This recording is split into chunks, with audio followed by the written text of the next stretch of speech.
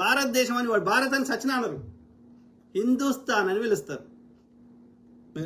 మీరు కొన్ని ట్రావెల్ వీడియోలు చూడండి అవసరమైతే. ఓకే, సో ఎందుకు వాళ్ళు హిందుస్థాన్ అని పిలుస్తారు? ఇది మతంగా వాళ్ళు ఎప్పుడు దీన్ని మతంగా చూడలేదు. హిందూ మతం అనేది లేనే లేదు.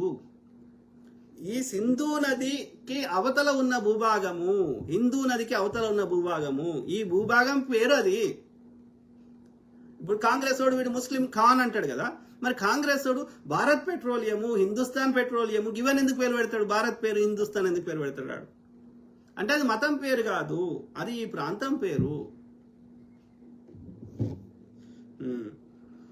సో ఈ దేశము మాదే, రాజ్యము, తెల్ల వాళ్ళందరూ మా బానిసలు, మా వెనుక మోడీ ఉన్నాడు. మోడీ ప్రపంచ అధ్యక్షులందరినీ మోడీ చెప్తే ఓడింటాడు. మొన్న G7 దేశాలకు ఎవరు పిలిచిర్రా?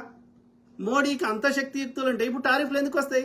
ఇప్పుడు కొన్ని దేశాలకి 10% కూడా లేదు టారిఫ్లు.